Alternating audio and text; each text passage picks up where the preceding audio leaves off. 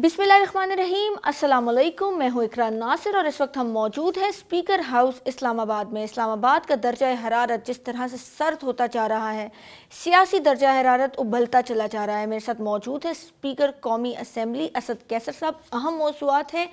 PDM 13 दिसंबर को अहम जलसा करने जा रही है। इस्तीफ़ों की आवाज़ें एक मरतबा फिर आना शुरू हो गई हैं। लॉन्ग मार्च की बातें होना शुरू हो गई हैं कि इस्लामाबाद में लॉन्ग मार्च किया जाएगा, 31 दिसंबर तक इस्तीफ़े जमा करा दें।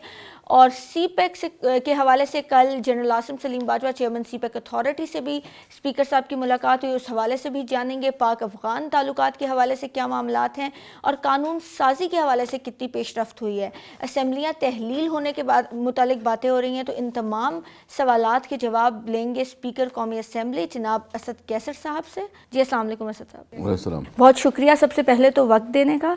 आप कौमी असम्बली के 21वें स्पीकर हैं। पिछले 2.5 सालों में आप अपने इस दौर में क्या तब्दीलियां लाए हैं कानून साजी के हवाले से? बिस्मिल्लाहिर्रहमानिर्रहीम। सबसे पहले तो मैं आपका शुक्रिया अदा करता हूँ कि आपने मौका दिया और आपके ज़रिए हमारी आवाज़ जो है ना ये पूरी अपने आवाम तक पहुँचेगी। मेरे लिए तो ये एक बहुत खुशगवार एक्सपीरियंस है, क्योंकि इससे पहले मैं खैबर पख्तूनख्वा में 5 साल स्पीकर रहा। बिल्कुल। और वहाँ भी मुझे उस माहौल और कल्चर के मुताबिक एक्सपीरियंस रहा। यहाँ एक्सपीरियंस बिल्कुल डिफरेंट है। एक तो ये कि शुरू ही से एक कंट्रोवर्सी शुरू हो गई और मैंने कोशिश की कि मैं सबको ऑन बोर्ड करके चलाऊं और जो पार्लियामेंट का और रोल है उसको मुअस्सर तर निभाऊं, और जो पार्लियामेंटेरियन है, जो उसकी राइट्स हैं, जो उसके हुकूक हैं, जो उसका किरदार है, इसमें मैं अपना रोल प्ले करूं और मैं प्ले करता रहूँगा इंशाअल्लाह ताला। अभी तो जो सबसे पहले हमारे लिए ज़रूरत थी इस बात की कि एक तो पार्लियामेंट के अंदर जो है ना, हाउस के अंदर डिबेट होती है जी। वो डिबेट तो भी बहुत इम्पॉर्टेंट होती है। इसमें ज़्यादातर जो है ना पॉलिटिकल इश्यूज उठते हैं और तकरीरें होती हैं, लेकिन इससे बढ़कर जो सबसे अहम चीज़ होती है वो स्टैंडिंग कमेटीज़ होती है जी। पार्लिमानी कमेटीज़ होती हैं, जिसमें आपकी जो भी लेजिस्लेशन आती है उसको उसके अंदर वो वेट होती है और उसके अंदर उसके ऊपर डिस्कशन होती है, या जो दीगर डे टू डे अफेयर्स हैं उसमें उसके ऊपर समोटो होती है और मुख्तलिफ जो है ना हुकूमत की कारकर्दगी सही मानों में स्टैंडिंग कमेटी में जानना चाहता है। मैंने कोशिश की कि मैं तमाम स्टैंडिंग कमेटीज़ की कैपेसिटी इन्हांस करूँ, और ख़ास कर इस वक्त जो सबसे अहम इशू है वो एग्रीकल्चर का है कि क्योंकि एग्रीकल्चर पाकिस्तान एक ज़री मुल्क है और सबसे ज़्यादा हमारा इन्हिसार एग्रीकल्चर पे है और इस वक्त ज़्यादा फोकस भी एग्रीकल्चर पे होनी चाहिए। तो हमने एक एग्रीकल्चर कमेटी बनाई और वो एग्रीकल्चर कमेटी हमने तमाम पॉलिटिकल पार्टीज़ की तमाम सूबों से नुमाइंदगी दी, और उसमें हमने तमाम जितनी भी सूबाई डिपार्टमेंट हैं, मिनिस्ट्री एग्रीकल्चर मिनिस्ट्री, उसको भी ऑन बोर्ड रखा, जितनी रिसर्च इदारे हैं उसको भी ऑन बोर्ड रखा, जितनी इंटरनेशनल ऑर्गेनाइजेशन है उनको भी ऑन बोर्ड रखा, और जितनी यूनिवर्सिटीज़ हैं उनको भी ऑन बोर्ड रखा, ताकि असम्बली जो है ना एक प्रोफेशनली इस एग्रीकल्चर के मेन इश्यूज़ जो हैं इसको एड्रेस करे, और अगर पॉलिसी में कोई चेंज लानी हो, कोई लेजिस्लेशन करनी हो तो उसके ऊपर। तो हमने एक मुअस्सर एग्रीकल्चर कमेटी बनाई है। हमने उसके सिफारसात भी अभी तकरीबन फाइनल किए हैं। होपफुली विद इन 10 दिन या 15 दिन के अंदर अंदर प्राइम मिनिस्टर साहब को हम वो सारे सिफारसात जो पेश करेंगे, जिसमें हमने तमाम स्टेक होल्डर्स जो एग्रीकल्चर के ताल्लुक़ रखते हैं, सूबों से ताल्लुक़ रखते हैं, हुकूमतों से ताल्लुक़ रखते हैं, पार्लियामेंट से ताल्लुक़ रखते हैं, रिसर्च इदारों से ताल्लुक़ रखते हैं, या दीगर जितनी भी है, इन सब को ऑन बोर्ड करके उसके एक कंसेंसस डॉक्यूमेंट हमने तैयार किए हैं और हम 10-15 दिन के अंदर अंदर जो है ना प्राइम मिनिस्टर को पेश करेंगे। नंबर 1। नंबर 2 जो हमने बड़ा किया, ये जो स्पेशल पर्सनस हैं जो कि माशरे की नेगलेक्ट और उसको जो मतलब हमेशा नज़रअंदाज किया गया, उसको हाईलाइट करने के लिए हमने एक स्पेशल कमेटी बनाई है। ठीक है। उस स्पेशल कमेटी में हमने तमाम पॉलिटिकल पार्टीज़ की नुमाइंदगी दी है और इसमें भी स्टेक होल्डर्स रखे हैं, और उसमें भी हमने वो ऑर्गेनाइजेशन जो इंटरनेशनली स्पेशल पर्सन के लिए کام کر رہے ہیں ان کو بھی ہم نے آن بورڈ رکھا ہے، اور اس کے اوپر جو ہے نا ہم مختلف کانفرنس کر رہے ہیں، اور پہلی دفعہ ہم نے اس کے حوالے سے ایک لیجسلیشن بھی پاس کی ICT کے نام سے، جو اسلام آباد تک وہ محدود ہے، جس میں جتنی بھی پبلک پلیسز ہیں اس میں اسپیشل پرسن ڈسیبل کے لیے جو ہے نا اس کے لیے ایکسیسیبل بنانا، اس میں اگر پارکس ہیں، اگر ہوٹلز ہیں یا دیگر ریکریشن جگہ ہیں، اس کے لیے ایکسیسیبل بنانے کے لیے ایک قانون پاس کیا ICT کے نام سے، اور فردر بھی ہم اس میں کر رہے ہیں کہ جہاں بھی قانون میں لکوناز ہے اس کو ہم ختم کریں اور اس میں قانون سازی کریں۔ اس پہ ہمارا کام جاری ہے، ہوپ فلی 6 to 8 months جو ہے نا ہم اس کو بھی فائنلائز کریں گے۔ تیسرا ہے ہمارا افغانستان کے حوالے سے، چونکہ افغانستان ہمارا پڑوسی ملک ہے، ہماری دنیا کے ساتھ جو ہے نا وہ بہت زیادہ امپورٹنٹ رکھتا ہے، کیونکہ ہمارے ایک تو کافی ایریاز ایسے ہیں کہ ہم ایک ہی خاندان اس طرف اس طرف رہتے ہیں، اس کی بہت معاشرتی مسائل ہیں، ان کی جو ہے نا اکنامیکل ایشوز ہیں، ان کو پراپر کبھی ایڈریس نہیں کیا گیا۔ پارلیمنٹ نے پہلی دفعہ فرینڈشپ گروپ کو ایفیکٹیو بنایا، اور آپ کو پتہ ہے کہ ہم نے تمام جو یہاں کے ہمارے پارلیمنٹیرین ہیں، تمام پولیٹیکل پارٹیز کی بھی، اور ساتھ ساتھ ہم نے افغانستان کے پارلیمنٹ کو بھی اپنے ساتھ انگیج کیا، اس کے اوپر اس کا اسپیکر آیا، اس کے پارلیمنٹیرین آئے، اور ہم نے اپنے بزنس مین کو ان کے بزنس مین کو انوالو کیا، اور آپ دیکھ رہے ہیں کہ اس کمیٹی کی وجہ سے ایک بہت بڑا بریک تھرو ہوا افغانستان اور پاکستان کے درمیان۔ ایک پہلی دفعہ ایک خوشگوار ماحول بن گیا، ایک ادھر جو ہے نا جو بدگمانیاں تھی، بدگمانیاں کافی حد تک کم ہو گئی، شکر الحمدللہ۔ اور ہم کوشش کر رہے ہیں کہ افغانستان اور پاکستان کے درمیان جو ہے نا فری ٹریڈ کوئی ایگریمنٹ ہو، بارڈر کے اوپر جو ہے نا اکنامک زونز بنے، وہاں جو ہے نا ہمارے بارڈر کے اوپر جو ہے نا ایسے مارکیٹ بنے کہ دونوں ممالک اس سے فائدہ لے سکیں۔ ویزا پالیسی میں ہم نے بہت بڑا ریلیف دے دیا، اور ہم نے جو بارڈر جو بند تھے، جو خرلاچی اور انگورڈ اور غلام خان، اس کو کھول دیا۔ تو اس کا مطلب یہ ہے کہ ہم چاہتے ہیں کہ افغانستان کے ساتھ ہمارے تعلقات ہم اسٹیبلش کریں، اس طرح ہم سنٹرل ایشیا تک ہمارے ایکسیس ہو، اور کاروبار کے روزگار کی جو ہے نئی راہیں کھلیں۔ جی، افغانستان میں اگر امن ہوگا تو وہ پاکستان کے لیے بھی خوش آئند ہے۔ اسپیکر صاحب، PDM کی طرف چلتے ہیں۔ کل مولانا فضل الرحمان نے ایک پریس کانفرنس کی، PDM کا اجلاس ہوا، استعفوں کی آواز ایک مرتبہ پھر آنی شروع ہو گیا۔ 31 دسمبر سے پہلے استعفے جمع کروائیں۔ اب اگر استعفے ہوتے ہیں تو وہ آپ کے ہی ٹیبل پر آئیں گے، آپ کے پاس آئیں گے، تو کیسے ڈیل کریں گے آپ اس کو؟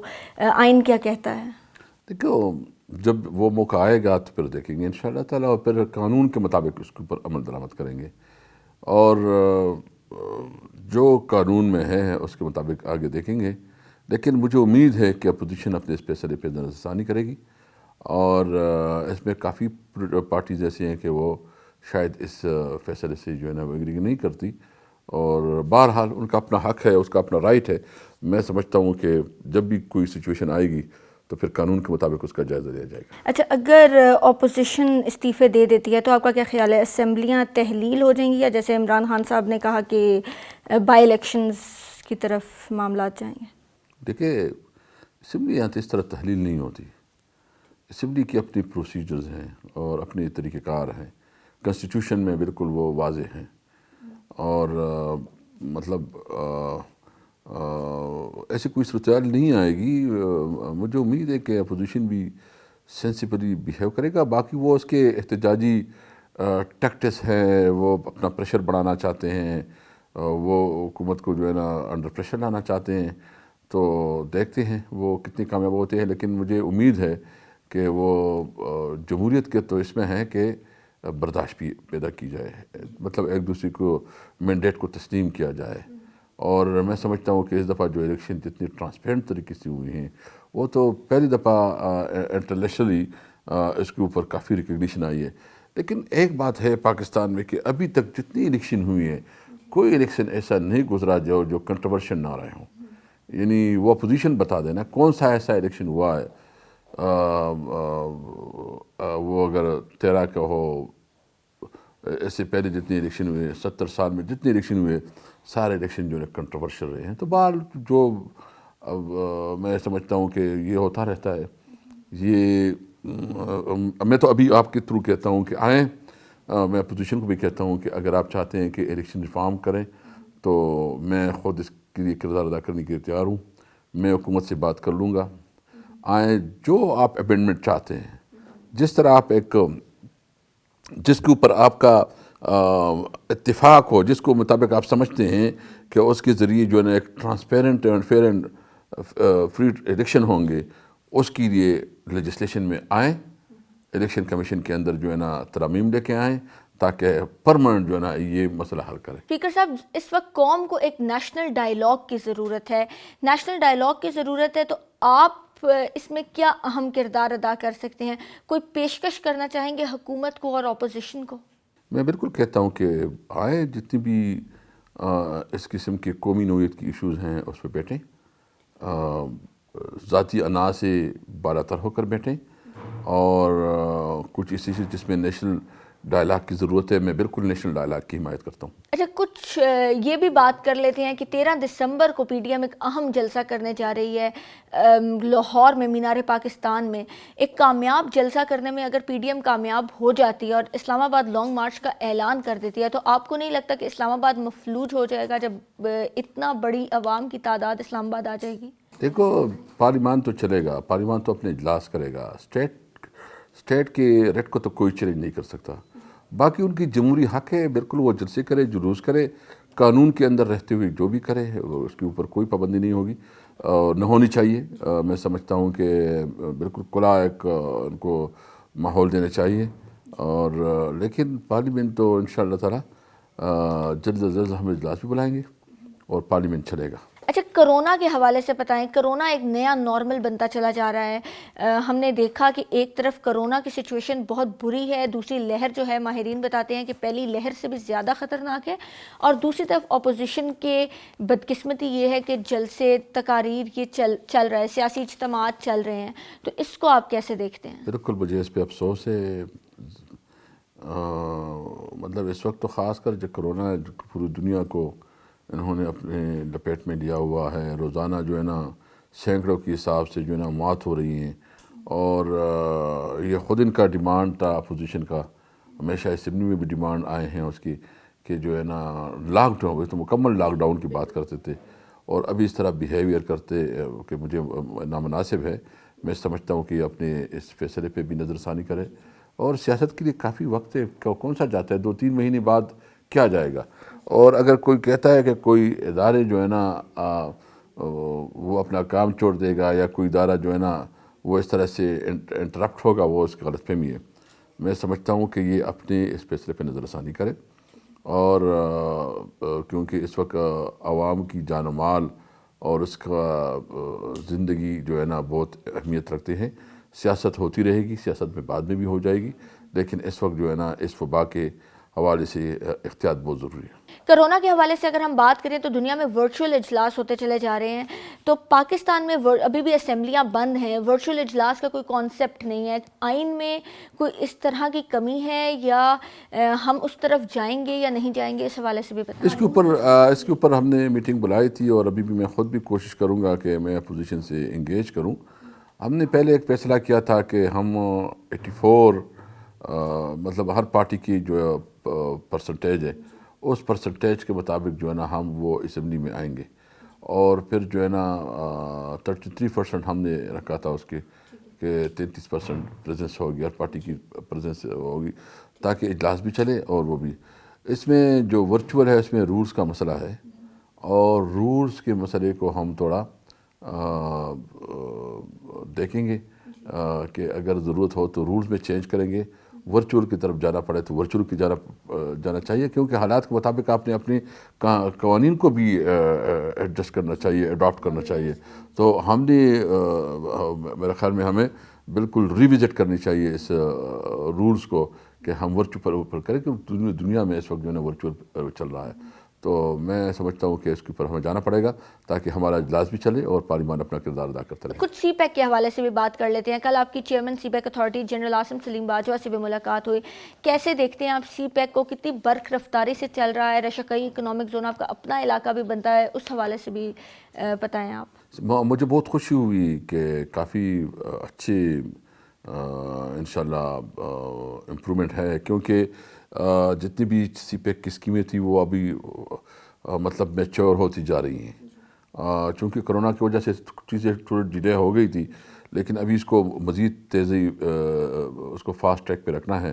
اور میں نے اس کو بتایا کہ میں اپنے سیکریٹریٹ کی طرف سے اس کو پورا سپورٹ کروں گا جہاں بھی ہماری ضرورت ہوئی، کیونکہ اس وقت ہمیں ضرورت اس بات کی ہے کہ ہم سی پیک کو فوکس کریں. اور بہت بڑی اپرچونٹی ہے، کیونکہ ہمارے لیے اس وقت سب سے اہم ضرورت ہے کہ ہم اپنے بچوں کے لیے، نوجوانوں کے لیے باعزت روزگار کا کوئی مواقع پیدا کریں. اور جب کاروبار بڑھتا ہے، بزنس بڑھتا ہے، انفراسٹرکچر ڈیولپ ہوتا ہے، تو پھر کاروبار کے مواقع بنتے ہیں.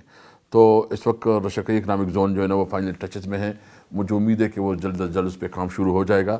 اور اس کے ساتھ جتنی مطلب ہمارے خیبر پختونخوا میں جو D A Khan Peshawar motorway ہے، وہ بھی اس کی جو اس پہ بھی تیزی سے کام ہو رہا ہے. مطلب اس کی جو اپروول کی پروسیجرز ہیں وہ ہو رہی ہیں.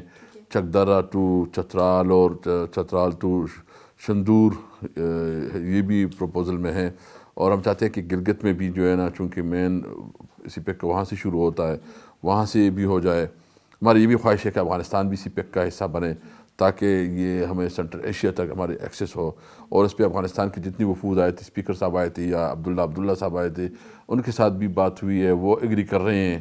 تو یہاں باقی جتنی بھی موٹر ویز بننے تھے، جو بجلی کی اسکیمیں تھی، تو فاسٹ ٹریک پہ اب انشاءاللہ تعالیٰ اس کو پورا تیزی سے چلائیں گے. اور سی پیک ایک فارچون چینج ہے.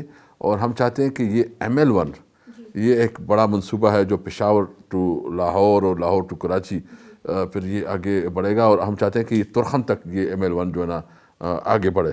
تو اس پہ بھی ہمارے پروپوزل ہیں. تو مجھے امید ہے کہ سی پیک جو ہے نا ایک ہمارے پاس واحد ایک اپرچونٹی ہے جس سے اکنامک ایکٹیویٹی جنریٹ ہوگی، جس سے کاروبار کے مواقع پیدا ہوں گے، اور جس میں ہمارے نوجوانوں میں ایک نئی امید کی کرن بڑھے گی. اسپیکر صاحب، ہم نے اس سال کے آغاز میں دیکھا کہ چائلڈ پروٹیکشن بل پاس ہوا. چائلڈ پروٹیکشن بل جب پاس ہوا، زینب الرٹ بل کے نام سے پاس ہوا، اور اس میں 10 سال کی قید اور 10 لاکھ روپیہ جرمانہ بھی تھا. وزیر اعظم پاکستان نے اس ہاؤس پہ، اس اسمبلی کے فلور پہ کھڑے ہو کر کہا کہ ہم 3 درجے کی قانون سازیاں کریں گے چائلڈ پروٹیکشن بل کے حوالے سے اور خواتین کے حوالے سے.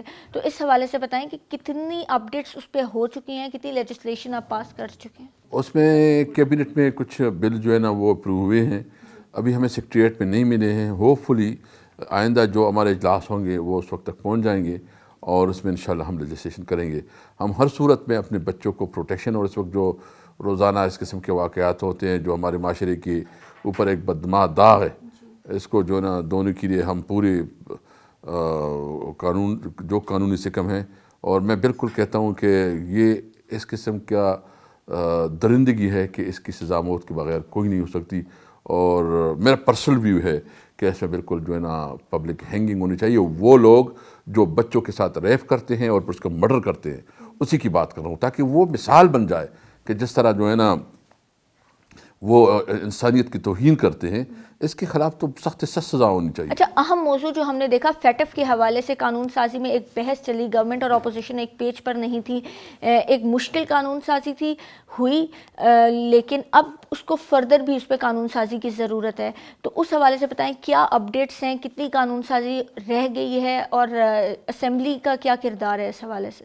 بالکل، فیٹف تو ہماری بہت امپورٹنٹ ہے، اور اس میں جہاں مزید لیجسلیشن کی ضرورت ہے وہ ضرور ہوگی. اور اس وقت ہم اس سال میں 18 بل ہم نے پاس کیے ہیں، جو بہت بڑی اچیومنٹ ہے.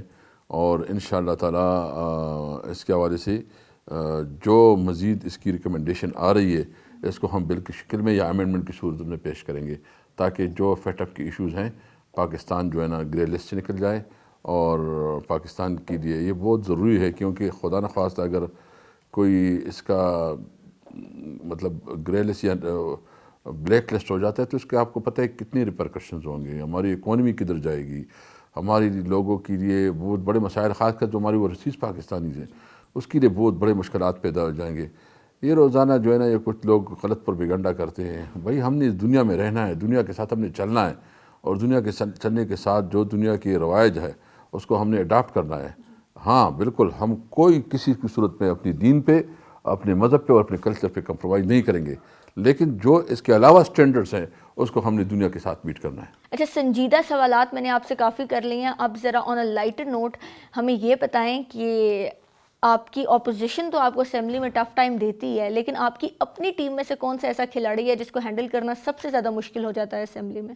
نہیں، شکر الحمدللہ کوئی ایسا مسئلہ نہیں ہوتا ہے، کیونکہ میں جو ہمارے صوبے سے ہیں، چونکہ میں پی ٹی آئی میں 9 سال صوبائی صدر رہا، اور پھر جو ہے نا 24 سال میں پی ٹی آئی میں رہا، تو جتنی بھی ہیں ہمارے ایم این ایز، اس کے ساتھ میرے پرسنل ریلیشنز بھی ہیں، اور جب بھی میں کوئی بات کرتا ہوں تو وہ ریگارڈ کرتے ہیں۔ بہت شکریہ اسپیکر صاحب، ہم نے بات کی اسپیکر قومی اسمبلی جناب اسد کیسر صاحب سے، اور پاکستان کو جن بحرانوں کا سامنا ہے اس میں اسپیکر قومی اسمبلی کا ایک اہم کردار آنے والے دنوں میں سامنے آئے گا اور بہت اہم رول ہوگا۔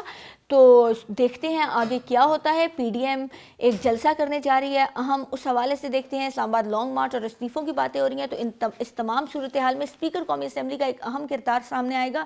تب تک کے لیے سنتے رہیے سنو ایف ایم اور دیکھتے رہیے سنو ڈیجیٹل۔